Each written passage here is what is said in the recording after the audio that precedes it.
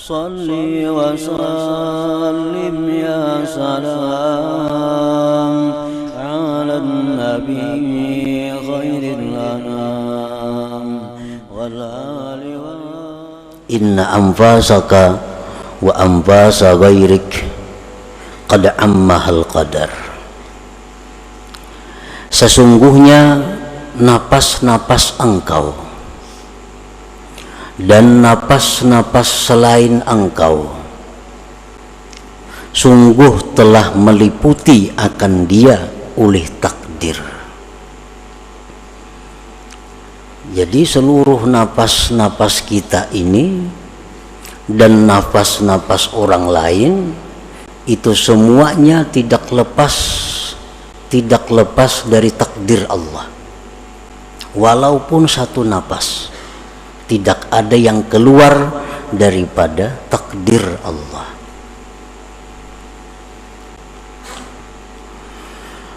Wala yasduru minka wa min ghairik illa ma sabaqa bihi ilmuhu wa qada'uhu subhanah. Dan tidaklah timbul napas engkau,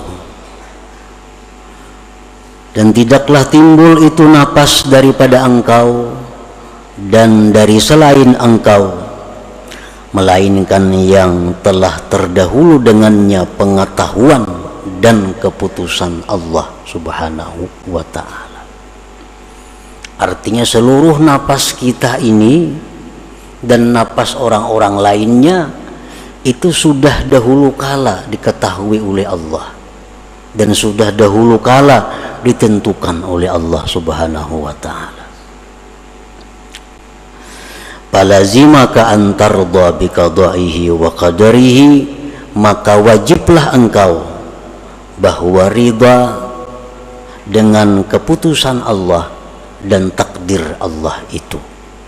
Wajiblah engkau ridha dengan apa-apa yang ditentukan dan ditakdirkan oleh Allah. Wa hakikatur ridha an la ta'tarida 'ala Allah subhanahu wa ta'ala, dan bermula hakikat ridha itu adalah bahwa engkau tidak mengiktirad, bahwa engkau tidak membahas, bahwa engkau tidak menentang apalagi marah atas Allah subhanahu wa ta'ala. Nah, para muhibbin rahimakumullah, orang yang marah kepada Allah berarti adalah orang yang tidak ridha dengan Allah. Bisakah manusia, bisakah kita ini marah kepada Allah? Allah di akhirat nanti akan menanyakan kepada kita, wahai Fulan bin Fulan, engkau pada hari anu, jam anu, kenapa marah kepadaku? Wahai Fulan bin Fulan, engkau pada hari anu, tanggal anu, jam sekian, kenapa engkau mencela, mencaci makiku? Seorang hamba ini bertanya kepada Allah, wahai Tuhanku, aku tidak pernah marah kepadamu, aku tidak pernah mencaci makimu. Kata Allah, tidak, kau pernah marah kepadaku. Kapan kau marah kepadaku? Di waktu kau marah kepada hambaku. Kapan kau itu marah kepadaku? Di waktu kau marah kepada hamba-hambaku. Kapan kau mencaci maki aku? Ketika engkau mencaci maki hamba-hambaku. Nah, para muhibbin rahimakumullah, berarti kalau kita ini benci kepada hamba, kepada makhluk Allah, sama dengan benci kepada Allah. Kalau kita mencaci maki hamba Allah, makhluk Allah, pada hakikatnya kita mencaci maki Allah. Rasulullah SAW bersabda, la tasubbud dahra fa innallahu wad dahru. Jangan kau mencaci maki terhadap masa. Jangan engkau mencaci maki keadaan-keadaan. Sesungguhnya Allah itulah yang mencipta keadaan-keadaan itu. Nah, para muhibbin rahimakumullah, sebagaimana dalam hadis disebutkan, Allah bersabda, Allah berfirman kepada hambanya, "Ya Tuhan, wahai fulan," ini di akhirat, "aku sakit, engkau tidak menjenguk aku. Wahai fulan, aku lapar, engkau tidak memberi makan kepadaku." Ujar si hamba, "Ya Allah, bagaimana engkau itu bisa sakit? Engkau Tuhan." Kata Allah, "Hambaku itu sakit, tapi kau tidak membisuknya." Seseorang yang sakit itu adalah orang yang dikehendaki Allah sakit. Nah, kalau kita tidak membisuk dia, sama dengan tidak membisuk Allah. Kada mailangi Allah. "Aku kelaparan, ya Tuhan, engkau kada memberi makani aku." Jadi kita, "Ya Allah, engkau Tuhan, mana mungkin lapar. Hambaku lapar, engkau tidak memberi makan dia." Nah, lapar itu adalah ciptaan Allah. Orang yang lapar, orang yang dikehendaki Allah. Kalau kita kada memberi makan kepada mereka, sama tidak memberi makan kepada Allah. Nah, jadi sangkut pautnya dengan yang kita baca ini adalah bahwa kita wajib ridha dengan apa yang ditentukan oleh Allah Subhanahu wa ta'ala, karena setiap napas kita dan napas selain kita itu pasti ada takdir yang meliputinya. Para muhibbin rahimakumullah, Allah Subhanahu wa ta'ala berfirman, "Wallahu khalaqakum wa ma ta'malun." Allah yang menciptakan kamu dan menciptakan segala perbuatan kamu. Itu Al-Quran. Bila mana kita belajar tauhid sifat 20 umpamanya, atau yang lebih tinggi daripada itu, kita mengenal tauhid af'al. Nah, kita mengenal tauhid af'al. Arti tauhid af'al itu apa? Mengesahkan perbuatan-perbuatan. Maksud mengesahkan perbuatan-perbuatan itu apa? Mengitikadkan di dalam hati bahwa tidak ada perbuatan dalam alam semesta ini melainkan perbuatan Allah Subhanahu wa ta'ala. Nah, itu tauhid af'al. Kita wajib mengitikadkan di dalam hati kita bahwa apa-apa yang berbuat pada alam semesta ini itu adalah perbuatan Allah. Kalau kita kada mengitikadkan demikian, kita kada beriman. Nah, kita kada beriman, kita kada tergolong ashabul yamin. Seluruh perbuatan yang kita lihat, kita dengar di alam semesta ini adalah perbuatan Allah Subhanahu wa ta'ala. Nah, ini tauhid af'al ngarannya. Itu wajib kita mengitikadkan itu di dalam hati.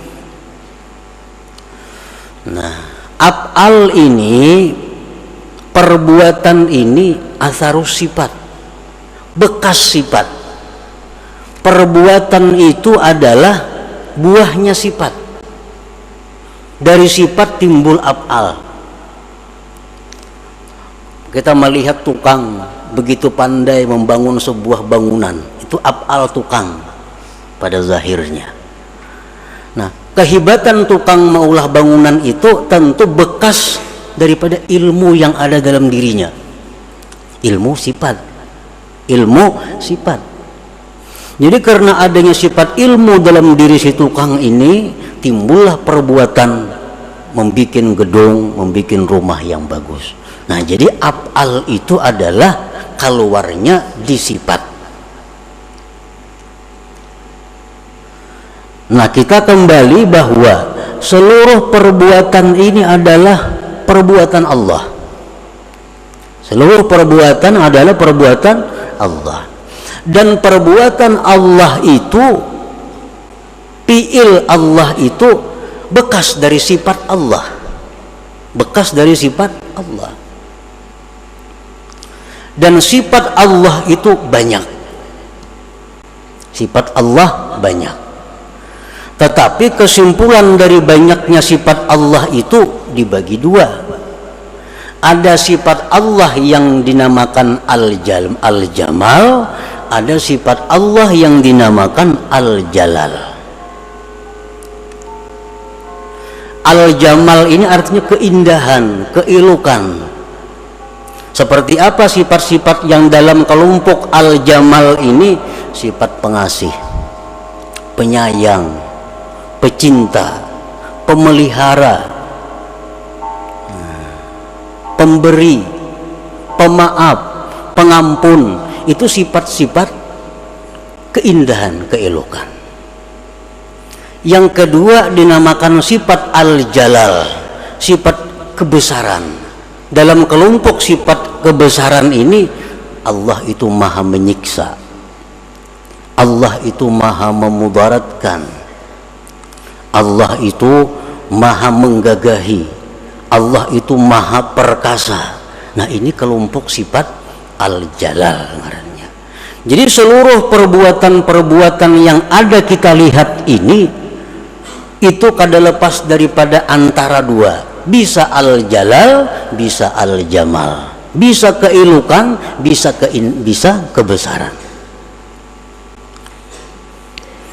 Nah, para muhibbin rahimakumullah,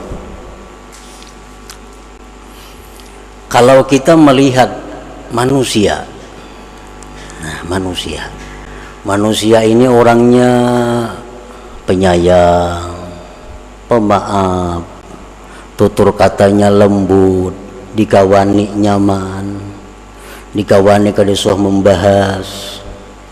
Nah, ini adalah bekas daripada jamal, keindahan Allah. Ada kan kita bisik manusia nangka itu? Pasti ada. Manusia-manusia yang tutur katanya lembut, orangnya pemurah, orangnya penyayang, orangnya kada penyinggungan, orangnya kada pengarasan, orangnya kawa diatur.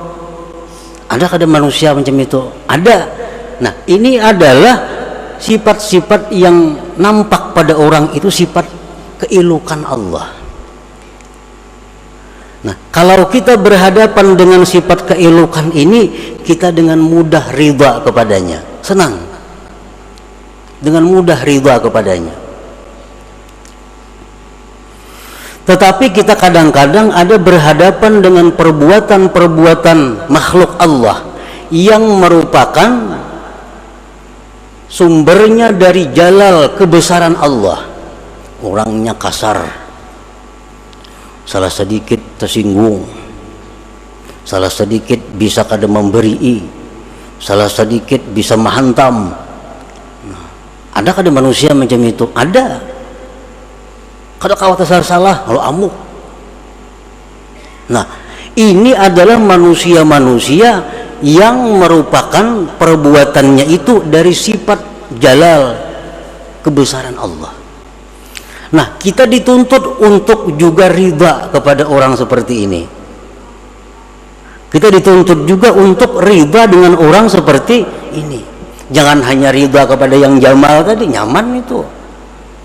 Tapi kita mesti juga ridha kepada yang jalal, karena kedua-duanya adalah sifat Allah Subhanahu wa ta'ala. Nah, di sini kita diuji tauhid af'al kita. Apakah kita tauhid af'al itu hanya sampai dalam kitab?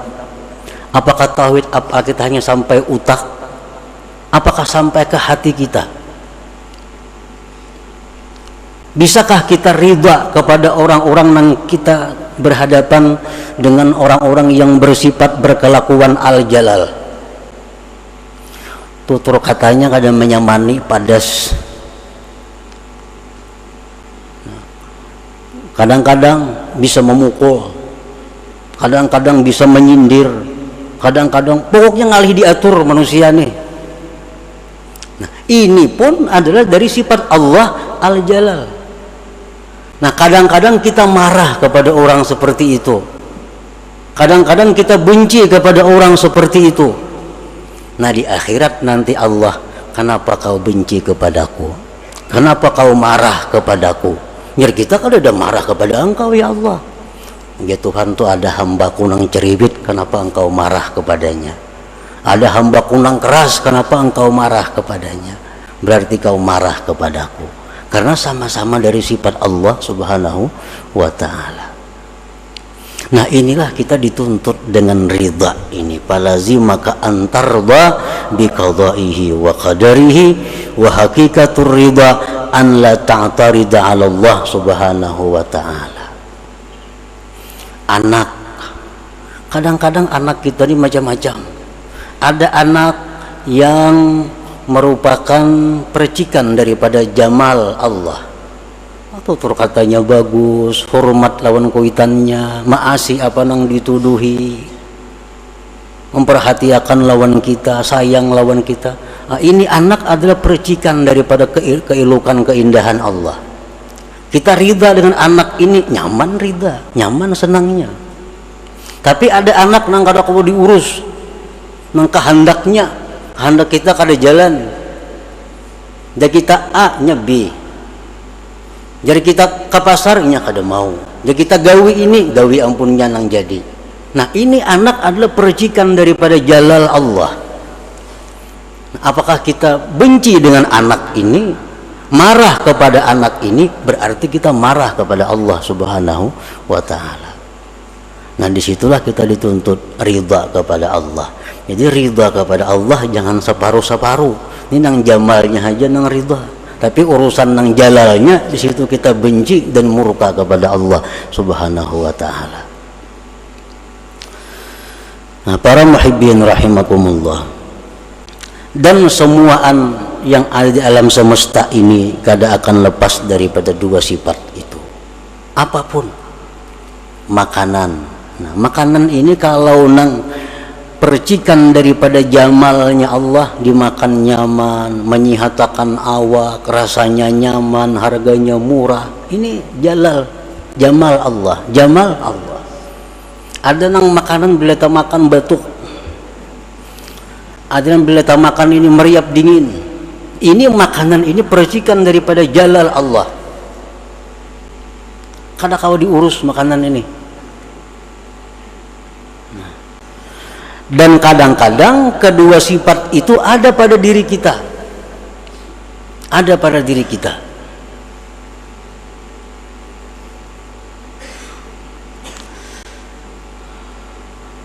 Nah jadi jangan sampai engkau itu menentang atas Allah, jangan sampai engkau itu marah kepada Allah, jangan sampai engkau benci kepada Allah, karena nanti di akhirat kita akan ditaubih oleh Allah. Apa taubih artinya? Ditumpalakakan oleh Tuhan bahasa kitanya.